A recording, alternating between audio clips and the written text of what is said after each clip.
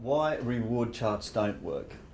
The reason that charts don't work is mostly due to the psychology that we, as parents or teachers, want to change a child's behaviour.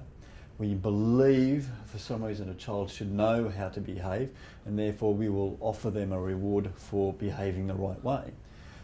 For example, we might want a child to sit on their chair still. When they sit on their chair still, we say, "Oh, that's great, you sat on your chair. Thank you, Tom, for sitting on your chair. Thank you. Thank you for sitting on your chair. Thank you." And after a while, we get really sick and tired because we don't think that Tom should get a reward for sitting on his chair, because he should know how to do that. So eventually, the reward chart peters out. It doesn't go long enough. There's not enough rewards. Tom doesn't get his little car as a reward, so there's no point to having a reward chart. However, we've created an encouragement chart.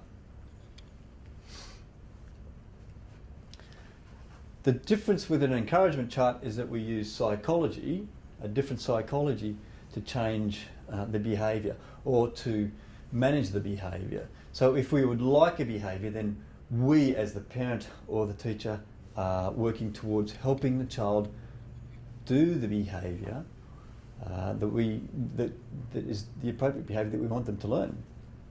For example, let's say that Tom needs to sit still.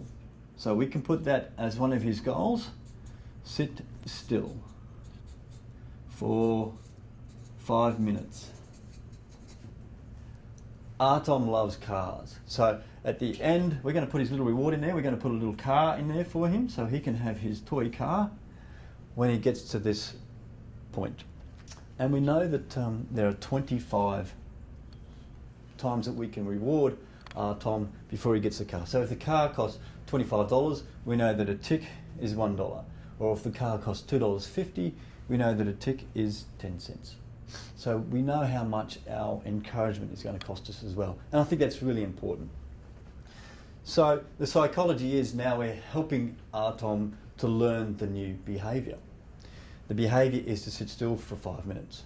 So we need, Tom, how can we help you to get this? It's a beautiful car, isn't it? You really like these little cars, don't you? So Tom, we're going to get this little car when we sit still for 5 minutes. So we have a timer. We're going to put the timer in front of you. Can you just try sitting still for those 5 minutes? Guess what? Tom does the first time. That's fantastic, Tom. You're on your way to getting your little car. So then we find ways. Tom doesn't really know about sitting still too much.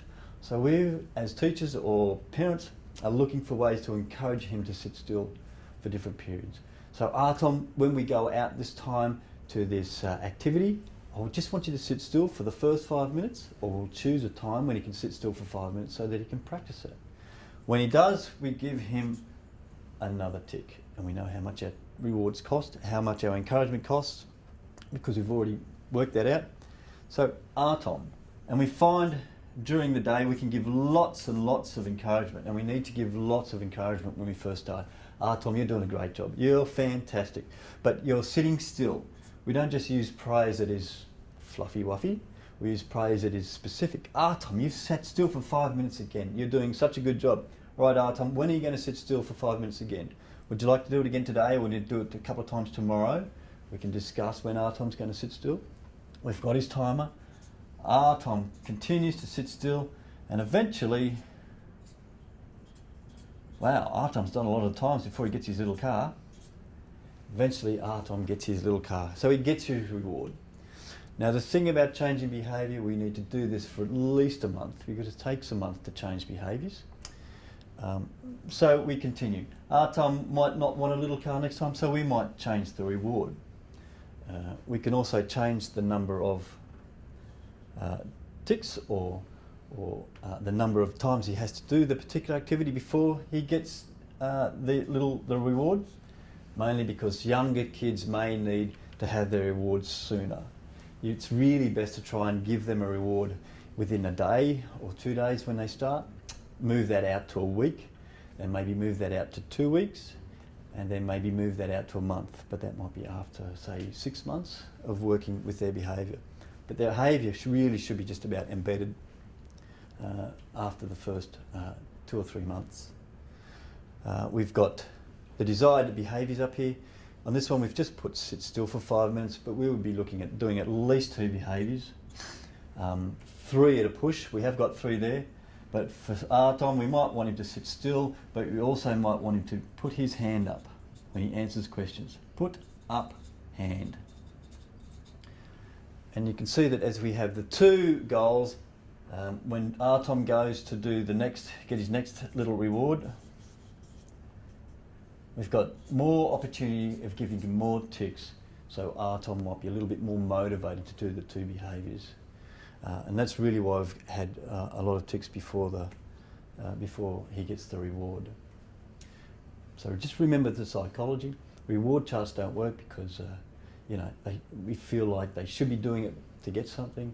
With an encouragement chart, it's always about how can we help you to change your behaviour? How can we help you to get your reward? Because we know that Artom likes his little cars, so we want to really help him to get a car because we love kids.